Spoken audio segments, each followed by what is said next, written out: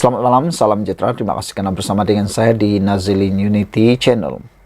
Selain Muhyiddin, ini 3 ahli politik bagi alasan menggelikan hati demi pelepasan pasport. Mungkin Anda tak pernah tahu, mungkin rakan Anda tak pernah tahu, sila share video ini. 8 Februari lalu, Mahkamah Session membenarkan bekas Perdana Menteri Tan Sri Muhyiddin Yassin untuk mendapatkan pasport miliknya bagi melawat rakan perniagaan dan menghadiri perasmian restoran halal di Bangkok, Thailand. Keputusan itu menarik perhatian warganet yang menyifatkan alasan diberikan agak menggelikan hati. Malah ada yang menjadikan berita itu sebagai bahan lawak. Ini bukan kali pertama alasan sedemikian digunakan figura umum bagi mendapatkan pelepasan sementara pasport ketika berdepan perbicaraan. Harapan Daily senaraikan 3 ahli politik yang pernah beri alasan menggelikan hati demi mendapatkan pelepasan pasport. Senarai ini dipetik dari Majoriti. Nombor 1, Rosmah Mansur mahu lawat anak di Singapura. Mahkamah Rayuan pada 15 Jun lalu membenarkan permohonan Datin Sri Rosmah Mansur bagi mendapatkan sementara pasportnya bagi membolehkannya melawat anaknya Noriana Najwa Muhammad Najib dan keluarga di Singapura. Anak perempuannya itu dilaporkan menetap di Singapura selepas berkahwin dengan warga Kazakhstan Daniel Kasikebei. Itu merupakan kali ketiga Rosmah diberi kebenaran sementara mendapatkan pasport antarabangsanya untuk ke Singapura. Kali pertama beliau mendapat pelepasan sementara itu pada 15 Oktober 2021 untuk melawat Noriana yang melahirkan anak keduanya. Kali kedua pada 21 Mac untuk melawat anak dan cucunya yang tidak sihat. Rosmah ketika itu sedang menunggu rayuannya di Mahkamah Rayuan selepas beliau didapati bersalah atas 3 pertuduhan rasuah berkaitan projek hibrid solar bernilai RM1.25 bilion untuk 369 sekolah luar bandar di Sarawak. Nombor 2, Najib Razak mahu lihat cucu lahir. Mahkamah Rayuan di Putrajaya membenarkan permohonan Datuk Seri Najib Razak untuk mendapatkan semula pasportnya bagi kegunaan sementara. Ia bagi membolehkan bekas Perdana Menteri itu ke Singapura untuk melawat anak perempuannya yang ketika itu bakal melahirkan anak kedua. Mahkamah membenarkan permohonan itu selepas mendapati terdapat alasan yang munasabah. Pada waktu itu Najib sedang berdepan dengan proses rayuan di Mahkamah Rayuan selepas disabitkan bersalah dalam perbicaraan kes SRC internasional bernilai 42 juta ringgit. Ketiga, Zahid Hamidi sukar laksana tugas jika tiada pasport. Mahkamah Tinggi pada 3 Februari menolak permohonan Datuk Seri Dr. Ahmad Zahid Hamidi supaya pasport antarabangsanya dikembali secara kekal bagi membolehkan beliau menjalankan tugas rasmi sebagai timbalan Perdana Menteri dengan lancar. Hakim membuat keputusan itu selepas menekankan Perlembagaan Persekutuan menetapkan semua individu sama di sisi undang-undang dan tiada sesiapa atau golongan masyarakat yang boleh diberi keistimewaan serta melangkaui undang-undang.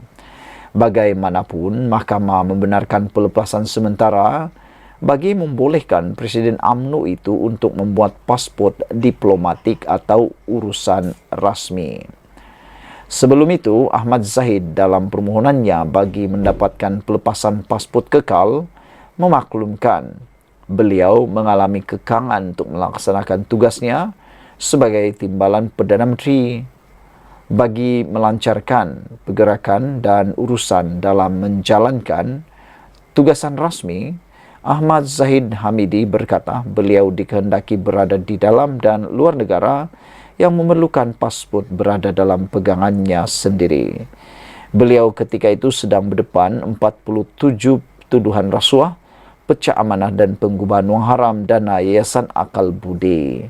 Sekian dulu untuk kali ini. Jangan lupa tinggalkan komen Anda, tekan butang subscribe. Kita jumpa lagi. Bye-bye. Selamat malam, salam sejahtera. Terima kasih karena bersama dengan saya di Nazilin Unity Channel. Keputusan hari ini menggemparkan seluruh dunia politik. Apabila orang yang terkenal dalam Perikatan Nasional, siapa lagi kalau bukan Cikgu Gad, kini akaunnya telah kena sekat, transaksi dibekukan bank. Akaun bank ahli jawatan kuasa penerangan bersatu Badrul Hisham Shahrin atau lebih dikenali Cikgu Bad disekat kerana transaksi deposit yang disyaki ada kaitan aktiviti pengganas. Wah, ini memang luar biasa. Dipetik daripada My Metro. Dari mana aktiviti pengganas itu pun kita masih tertanya-tanya. Berkongsi perkembangan itu, Badrul berkata, beliau menyedari sekatan ke atas akaunnya selepas ia tidak boleh diakses.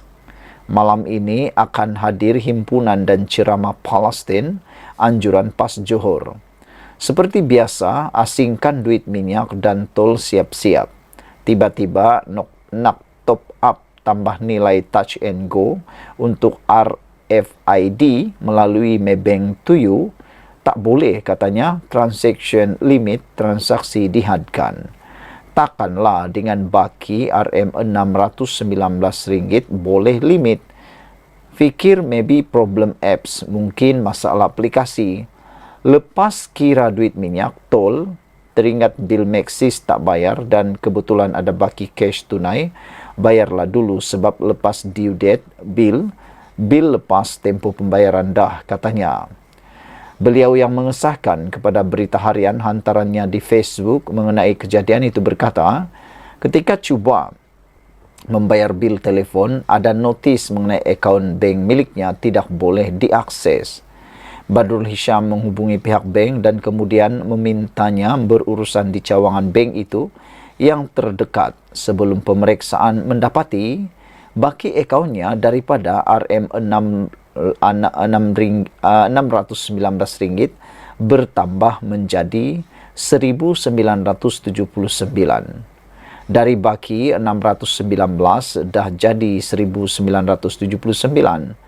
Ada banyak kemasukan kecil-kecil, katanya menambah. Ia menyebabkan pihak bank menganggap ada aktiviti pengganas menyalahguna akaun berkenaan. Di ruangan komen kemudian, beliau memaklumkan perkara sama dan mengakui sangat terkejut apabila mengetahui transaksi deposit yang cuba dimasukkan sejak tengah malam tadi mencecah RM268,000 tetapi tidak berjaya kerana transaksi dibekukan pihak bank. Kepada semua saya amat hargai dan ini jadi kekuatan terus berjuang. Namun jumlah yang lepas masuk ke dalam akaun hanya 1.390. Saya minta izin tuan-puan semua untuk saya panjangkan derma sedekah tuan-puan sebagai sumbangan Ramadan nanti, katanya. Terdahulu, Cikgu Gad dalam hantaran di Facebook semalam mengiklankan kereta Toyota Hilux miliknya untuk dijual bagi menampung keperluan kewangan sebagai aktivis dan membayar hutang-hutang kecil. Katanya, walaupun kenderaan itu penting untuknya bergerak, keputusan menjual dibuat kerana beliau melihatnya sebagai jalan terbaik dalam meneruskan perjuangan selepas usaha mendapatkan bantuan daripada beberapa pemimpin tidak mendapat maklum balas. Saya sudah merujuk kepada beberapa pemimpin namun tiada respon. Saya juga cuba meminjam namun tak dapat. Mungkin semua pun tengah susah. Kita pilih jalan ini, tak ada sesiapa paksa. Maka memang sunnah berjuang itu susah dan payah, kata beliau lagi. Sekian dulu untuk kali ini. Jangan lupa tinggalkan komen Anda, tekan butang subscribe. Malaysia kita punya, kita jaga sama-sama cintai Malaysiaku. Bye-bye. Selamat malam, salam sejahtera. Terima kasih kerana bersama dengan saya di Nazilin Unity Channel. Isu paling hangat malam ini membabitkan Muhyiddin Yassin. Apabila beliau dikatakan telah menyebarkan berita palsu. Apa isu sebenarnya? Sebelum kita teruskan ulasan kali ini, jangan lupa tinggalkan komen Anda, tekan butang subscribe. Kes enakmen syariah, Muhyiddin sebar berita palsu, kata Menteri. Menteri Komunikasi Fahmi Fadzil berkata, kenyataan pengerusi Perikatan Nasional Tan Sri Muhyiddin Yassin berhubung keputusan Mahkamah Persekutuan yang membatalkan 16 peruntukan kesalahan di bawah enakmen Kanun Jenayah Syariah dalam kurungan 1 Kelantan 2019 adalah tidak benar. Fahmi berkata demikian sebagai respon kepada dakwaan Muhyiddin bahawa susulan keputusan itu, beberapa perbuatan yang bertentangan dengan hukum Islam tidak lagi menjadi kesalahan di Kelantan. Muhyiddin sebar berita palsu, kata jurucakap kerajaan perpaduan itu menerusi laman X hari ini. Semalam, Mahkamah Persekutuan dalam keputusan majoriti 81 memutuskan bahawa 16 peruntukan kesalahan di bawah enakmen itu adalah batal dan tidak sah. Keputusan itu disampaikan oleh Ketua Hakim Negara Tun Tengku Maimun Tuan Mat yang mengetuai panel 9 anggota selepas membenarkan permohonan Nik Elin Zurina Nik Abdul Rashid dan anaknya Tengku Yasmin Natasha Abdul Rahman bagi mencabar isu perlembagaan untuk membatalkan 18 peruntukan kesalahan di bawah enakmen tersebut. Beberapa komen daripada netizen berkait isu ini ialah Red Parrot kata, berapa lama kita nak hidup begini? Fitnah, cerita bohong, berita palsu makin menjadi-jadi. Tak ada tindakan kepada pihak atau puak ini. 2-3 orang mungkin pihak berkuasa boleh tutup mata. Tapi kalau 60 hingga 70% rakyat buat fitnah, jawab fitnah hari-hari, sukar nak maju negara. So, ambil tindakan segera kepada individu atau pihak yang gemar langgar undang-undang negara, kata Red Parrot. Din pula kata Datuk Seri Anwar Ibrahim mungkin takut akan kehilangan undi Melayu. Jadi tak boleh buat apa-apa, katanya. Saudara-saudara sekalian, siapa yang jadi mangsa? Kata Red Parrot sekali lagi, dia menjawab bahawa sudah tiba waktunya untuk mengambil tindakan kepada mana-mana individu atau pihak yang gemar melanggar undang-undang atau menyebar berita palsu atau fitnah atau cerita bohong. Sekian dulu untuk kali ini. Jangan lupa tinggalkan komen Anda untuk isu yang hangat ini melibatkan Muhyiddin Yassin, bekas Perdana Menteri Malaysia yang didakwa menyebar berita palsu oleh, kata Fahmi Fadzil, Menteri untuk Komunikasi. Sekian dulu Malaysia kita punya. Kita jaga sama-sama, cintai Malaysiaku. Bye-bye. Selamat pagi, salam sejahtera. Terima kasih kerana bersama dengan saya di Nazilin Unity Channel. Selepas Kerajaan Kelantan kalah di dalam kes Nik Elin di Mahkamah Persekutuan, apabila Mahkamah Persekutuan membenarkan pembatalan 16 perkara yang disenaraikan, ini pula komen Kerajaan Kelantan. Kerajaan Kelantan akan menghadap Sultan Muhammad, kata laporan ini. Kerajaan Kelantan akan menghadap Sultan Muhammad segera untuk menyembah maklum keputusan Mahkamah Persekutuan mengenai pembatalan 16 peruntukan enakmen jenayah syariah negeri terbabit. Bercakap kepada media di Istana Kehakiman Putrajaya hari ini, Timbalan Menteri Besar Kelantan, Mohamed Fadli Hassan berkata, Kerajaan Kelantan dan rakyat itu kecewa dengan keputusan hakim. Kami akan segera berjumpa dengan Sultan Kelantan untuk memaklumkan keputusan itu, katanya. Mohamed Fazli juga menyatakan Kerajaan Kelantan menubuhkan jawatan kuasa khas untuk mengkaji keputusan Mahkamah Tertinggi Negara hari ini.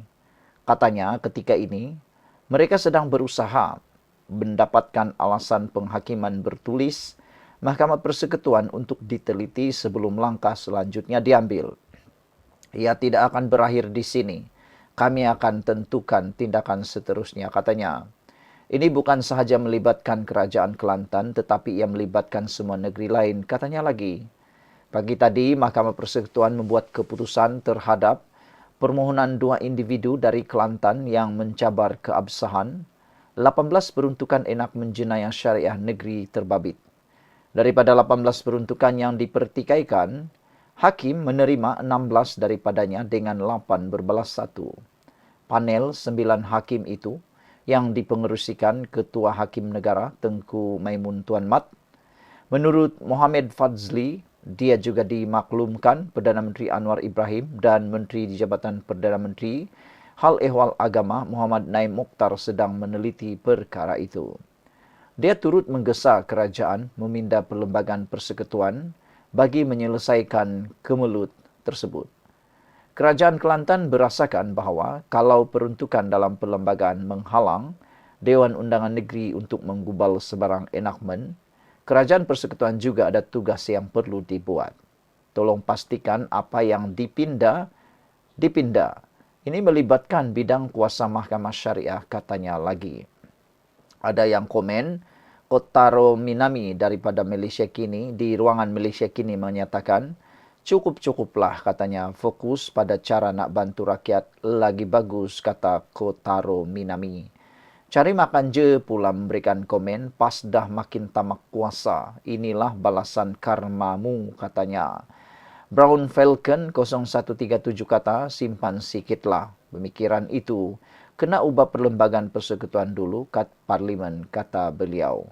Dan mengikut perundangan Malaysia, Perlembagaan Persekutuan adalah undang-undang yang tertinggi yang ada di Malaysia. Mana mungkin perlembagaan yang perlu dipindah. Yang perlu dipindah ialah kerajaan negeri. Kerana mereka, kuasa kerajaan negeri tidak boleh melangkaui kuasa kerajaan negeri. Kerana ianya akan mengganggu Perlembagaan Persekutuan. Oleh sebab itu, kalau ada pertindanan dengan Perlembagaan Persekutuan, maka kerajaan negerilah yang perlu membuat pindaan. Sekian dulu untuk kali ini. Jangan lupa tinggalkan komen anda, tekan butang subscribe. Kita jumpa lagi. Bye-bye.